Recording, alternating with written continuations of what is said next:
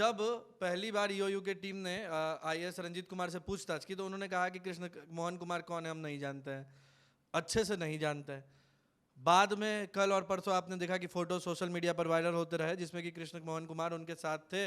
Vote डालकर निकलते हैं तो उंगली दिखाते हैं और उसके बाद दोनों चश्मा लगाए हुए हैं, पूरे अच्छी से फोटो वायरल। हाँ, तो अच्छे से जानते हैं, यह तो फोटो बता रहे हैं। सबसे बड़ा सुराग मिला लोहानीपुर के उस फ्लैट से जिसे बीपीएससी पेपर लीक का कंट्रोल रूम कहा जा रहा है। आनंद गौरव उर्फ पिंटू यादव वहाँ रूम लेता है। नीचे मकान मालिक से भी हमारी बात हुई, उनका भी कहना है कि हमें कोई आइडिया नहीं था कि यह कौन लड़का है, क्या करने जा रहा है। जब बाद में जब छापा पड़ता है तो आपने इंडिया टॉप पर दिखाया भी वो पूरा लिस्ट जिसमें कि क्या चीज़ें बरामद हुई थी।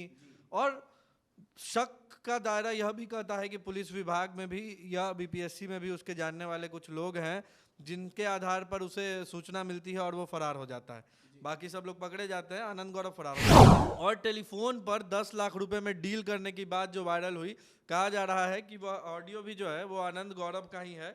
और जाहिर सी बात है कि जब इतना बड़ा परीक्षा था, आयोग सख्त नहीं था, पेपर लीक हुआ, तो कोई बड़े नाम इसके पीछे होंगे और कुछ बड़े लोगों के लिए ही यह ज़रूर से किया गया होगा। अब जैसे जैसे परतें खुल रही हैं, साफ हो रहा है। उम्मीद है कि छात्रों की उम्मीद और आकांक्षाओं को जल्दी से विराम लगेगा, जल्दी ही जवाब। एसपी डीएम को भी सूचित किया गया कि गलत छप गया उसको जल्दी से रोकवाइए कि कोई पहले ना खोल दे, परीक्षा में कुछ गड़बड़ी ना हो जाए। आरा के सेंटर पर परीक्षा पहले शुरू भी हुई, कारण अनजान है। दूसरा पॉइंट आता है आपको कि बीपीएससी का एक नियम है कि परीक्षा जो होती है अगर प्राइवेट संस्थान में भी हो रही है तो वहाँ इन्विजिलेशन जो है वो सरकारी कर्मचारी ही करते हैं, क्योंकि वो सरकार के नौकर है, वो सरकार के बातों के लिए जवाबदेह हैं। मगर 3 दिन पहले बीपीएससी अचानक से रियलाइज़ करती है कि अरे हमारे पास तो लोग ही नहीं हैं। नमस्कार, मेरा नाम है विशाल। आप द इंडिया टॉप देखना शुरू कर चुके हैं। हमारे साथ हमारे सहयोगी अक्षय आनंद है। आज हम बात करेंगे बीपीएससी पेपर लीक मामले में। बीपीएससी पेपर लीक मामला को लेकर लगातार देखिए सोशल मीडिया हो, अखबार हो, लोगों के जुबान पर चढ़ा हुआ है। आखिर पूरा मामला क्या है और कौन है मुख्य साजिशकर्ता, अभी तक गिरफ्तार क्यों नहीं हुआ? लगातार देखिए कई दिन हो गए हैं, इसको लेकर अपराध इकाई अभी तक जांच कर रही है। पिंटू यादव कौन है और डॉक्टर रंजीत जो कि आईएएस हैं, चर्चित आईएएस है, लगातार युवाओं के बीच में एकदम माहौल टाइट करके रखता है। आखिर क्यों इस मामले में उनका नाम आ रहा है? हमारे साथ बात करेंगे अक्षय जी। अक्षय जी, ये बताइए कि आखिर ये जो लीक के पीछे कौन लोग हैं और क्यों लीक हुआ है? देखिए, जो लोग अभी आखिरी 4 लोग एसटीएफ के द्वारा गिरफ्तार किए गए वो किस तरह से संलिप्त हैं हम पहले वो बताते हैं और फिर लास्ट में आपको बताएंगे कि क्यों रंजीत कुमार का नाम बार बार आ रहा है और उनकी कोचिंग की इसमें क्या भूमिका हो गई है। रंजीत कुमार ने क्वेश्चन पेपर भेजा एग्जाम कंट्रोलर को। अब यहाँ से उल्टा चलते, एग्जाम कंट्रोलर के पास कहाँ से आया? रंजीत कुमार के पास। रंजीत कुमार के पास कहाँ से आया? कृष्ण मोहन कुमार के पास से। कृष्ण मोहन कुमार के पास कहाँ से आया? निशिकांत कुमार के पास से। और निशिकांत कुमार के पास आया सुधीर कुमार के पास से। जब पहली बार ईओयू के टीम ने आईएएस रंजीत कुमार से पूछताछ की तो उन्होंने कहा कि कृष्ण मोहन कुमार कौन है हम नहीं जानते हैं, अच्छे से नहीं जानते हैं। बाद में कल और परसों आपने देखा कि फोटो सोशल मीडिया पर वायरल होते रहे जिसमें कि कृष्ण मोहन कुमार उनके साथ थे। वोट डालकर निकलते हैं तो उंगली दिखाते हैं और उसके बाद दोनों चश्मा लगाए हुए हैं, पूरे अच्छी से फोटो वायरल। हाँ, तो अच्छे से जानते हैं, यह तो फोटो बता रहे हैं। पहले उन्होंने कुछ गलत बयान दिया, बाद में उसे फिर ठीक किया कि हाँ हमारे दोस्त है। बाद में पता चला कि देसरी गांव के वो भी रहने वाले हैं, दोनों एक ही गांव के हैं, वैशाली जिला में पड़ता है। और कृष्ण मोहन जो है गवर्नमेंट टीचर है। उसके पास पहुंचा था निशिकांत कुमार के पास से, निशिकांत सिवान के रहने वाले हैं। उनके पास पहुंचा था सुधीर कुमार के पास से, सुधीर कुमार औरंगाबाद के रहने वाले हैं। और एक और आरोपी है राजेश कुमार, ये बीएसएससी पेपर लीक में भी जुड़ा हुआ था और अभी सचिवालय सहायक है, कृषि विभाग में है। सचिवालय में बीपीएससी, पंचायती राज विभाग और कृषि विभाग जो है वो बहुत ज़्यादा दूर पे नहीं है। तो माना जाता है कि ये जो आदमी है राजेश कुमार, ये बीएसएससी 2014 के पेपर लीक में भी आरोपी था। और यह अलग अलग जगह घूम घूम करके इधर की बात उधर करना और चापलूसी कर करके अंदर की बातें निकालना, इस तरह से काम कर रहा था। और यह पूरा प्रयासरत था कि कैसे पेपर लीक किया जा सके, इसीलिए इसे आरोपी भी बनाया गया है और इस पर पूछताछ भी की जा रही है। दूसरी ओर आप देखें कि इसका सुधीर कुमार के पास कहाँ क्वेश्चन आया, कहाँ से, यह सबसे बड़ा सवाल बना हुआ है। सुधीर कुमार अभी पूछताछ के दायरे में है, लेकिन सबसे बड़ा सुराग मिला लोहानीपुर के उस फ्लैट से जिसे बीपीएससी पेपर लीक का कंट्रोल रूम कहा जा रहा है। आनंद गौरव उर्फ पिंटू यादव वहाँ रूम लेता है। नीचे मकान मालिक से भी हमारी बात हुई, उनका भी कहना है कि हमें कोई आइडिया नहीं था कि यह कौन लड़का है, क्या करने जा रहा है। जब बाद में जब छापा पड़ता है तो आपने इंडिया टॉप पे दिखाया भी वो पूरा लिस्ट जिसमें कि क्या चीज़ें बरामद हुई थी। और शक का दायरा यह भी कहता है कि पुलिस विभाग में भी या बीपीएससी में भी उसके जानने वाले कुछ लोग हैं जिनके आधार पर उसे सूचना मिलती है और वो फरार हो जाता है।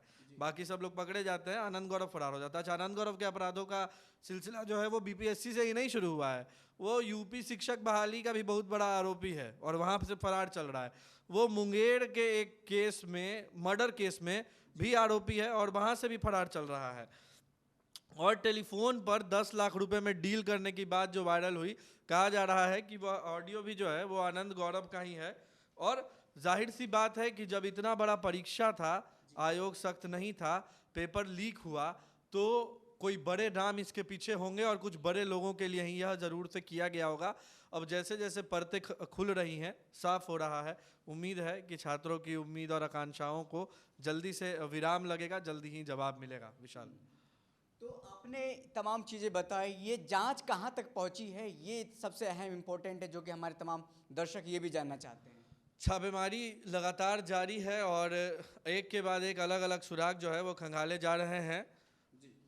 आनंद गौरव का जो कथित फ़ोन नंबर प्राप्त हुआ है, उसके कॉल लॉग्स निकाले गए हैं, उस पर भी जांच की जा रही है कि उसने किससे बात किया, क्या बात किया, और उसके आधार पर छापेमारी कर करके ईओयू और एसटीएफ का कहना है कि वो जल्दी ही आनंद गौरव को ढूंढ निकालेंगे और उसके बाद ही अगली कड़ी जो है वो खुल पाएगी। और एक और इम्पोर्टेंट सवाल है कि लगातार हमने छात्रों से बात की, तो छात्रों का कहना है कि बीपीएससी इसमें कहीं ना कहीं गलती है। बीपीएससी के कहाँ तक गलती माना जा रहा है, क्यों छात्र बीपीएससी को कटघरे में खड़े कर रहे हैं? बिल्कुल बीपीएससी की गलती है, क्योंकि परीक्षा आयोजित उन्होंने कराई है और पेपर लीक हो गया है। चेयरमैन आर के महाजन की जिम्मेदारी है, सबसे बड़ी जिम्मेदारी एग्जाम कंट्रोलर अमरेंद्र कुमार की है, क्योंकि यह अलग अलग जगहों पर पेपर जो है वो सर्कुलेट करा रहे थे, एग्ज़ाम कंट्रोल कर रहे थे। तो कहाँ चूक हुई है तो देखना होगा। बीपीएससी के स्ट्रांग रूम से पेपर निकलता है, जिला के स्ट्रांग रूम या कोषागार पहुंचता है, वहाँ से एग्ज़ाम सेंटर पर पहुंचता है, लेकिन कहीं ना कहीं इसमें चूक होती है कि पेपर लीक हो जाता है। 2 और ऐसी घटनाएं हुई जिससे बीपीएससी जो है वो कटघरे में खड़ा होता है। एक कि प्रश्न पत्र के सील के ऊपर जो कागज़ चिपका होता है उस पर टाइम 11:50 यानी कि परीक्षा शुरू होने के 10 मिनट पहले के बजाय 10:50 लिखा हुआ था, यानी कि 1 घंटा पहले। हालांकि बाद में उसको टेलीफोनिक रूप से कन्वे कर करके मैनेज किया गया और इसके सेंटर पर जो एग्ज़ाम सुपरिटेंडेंट रहते हैं, जो इन्विजिलेटर रहते हैं, उन्होंने अंडरटेकिंग लेते वक्त यह समझ लिया कि भाई इसको खोलना 11:50 में है। एसपीडीएम को भी सूचित किया गया कि गलत छप गया, उसको जल्दी से रोकवाइए कि कोई पहले ना खोल दे, परीक्षा में कुछ गड़बड़ी ना हो जाए। आरा के सेंटर पर परीक्षा पहले शुरू भी हुई, कारण अनजान है। दूसरा पॉइंट आता है आपको कि बीपीएससी का एक नियम है कि परीक्षा जो होती है अगर प्राइवेट संस्थान में भी हो रही है तो वहाँ इन्विजिलेशन जो है वो सरकारी कर्मचारी ही करते हैं, क्योंकि वो सरकार के नौकर है, वो सरकार के बातों के लिए जवाबदेह हैं। मगर 3 दिन पहले बीपीएससी अचानक से यह रियलाइज़ करती है कि अरे हमारे पास तो लोग ही नहीं हैं। अरे लोग तो बहुत सारे हैं, टीचर्स को अगर आप शराब पकड़ने में लगा सकते हैं। एग्जाम खत्म होने के बाद, पेपर लीक होने के बाद ये उनका नींद टूटा है। पहले 3 दिन पहले हाँ, एक नोटिफिकेशन जारी होता है और वो कहते हैं कि हमारे पास क्योंकि लोग नहीं है एग्ज़ाम कराने के लिए, हम प्राइवेट संस्थानों में एग्ज़ाम भी कराएंगे और वहीं के प्रिंसिपल और टीचर्स को इन्विजिलेशन करने भी देंगे।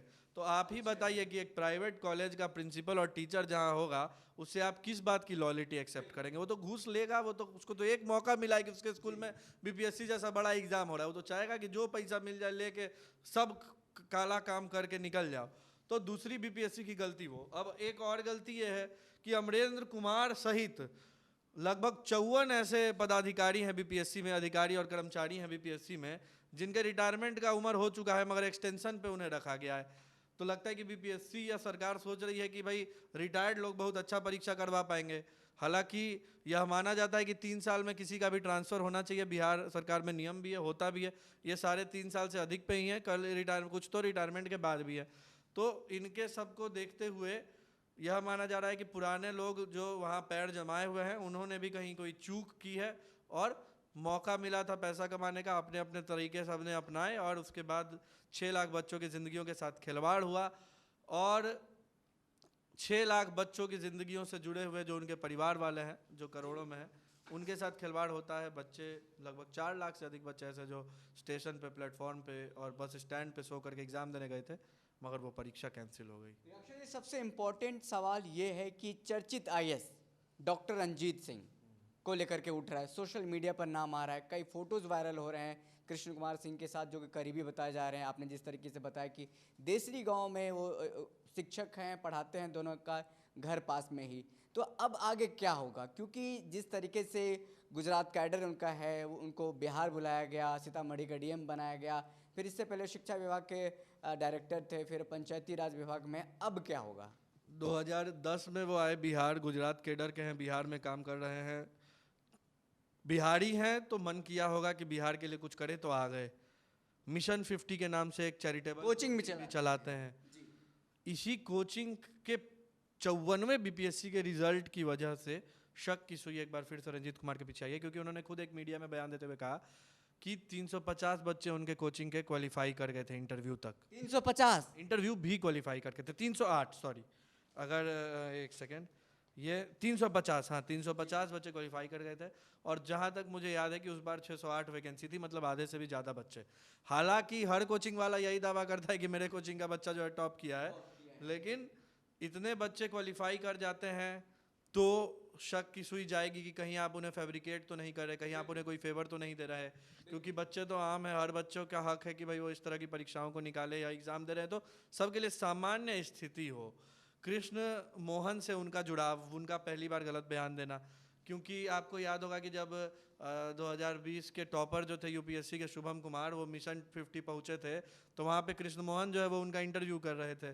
तो इतना नज़दीकी होना, कृष्ण मोहन मिशन 50 में समय भी बिताते थे, तो ये सब होने के बाद जब रंजीत कुमार सिंह कहेंगे कि वो नहीं जानते, तो जाहिर सी बात है कि सवाल तो उनसे पूछे जाएंगे और कोचिंग की संलिप्तता पे सवाल खड़े होंगे। इसके अलावा जो आयोग के सदस्य हैं उनके भी स्क्रीनिंग की जानी चाहिए कि वो किस तरह के लोग हैं। जैसे राजेश कुमार जो थे वो पहले भी बीएसएससी के एक पेपर लीक में संलिप्त थे और वो फिर बीपीएससी के भी करीब पहुंच चुके थे। तो इस तरह के लोगों से जो है दूरी बना के रखी जा सके और उनसे उनकी बात होती है, इसलिए इन तमाम बातों की वजह से भी और मिशन 50 के रिजल्ट्स की वजह से भी ये सब माना जा रहा है कि उन पे भी सवाल होगा और दोबारा एसटीएफ जो है उन्हें पूछताछ के लिए ले जा सकता है।